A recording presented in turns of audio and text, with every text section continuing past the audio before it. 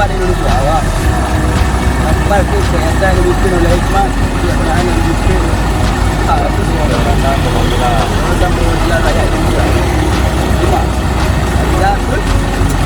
keadilan sosial bagi seluruh rakyat Indonesia.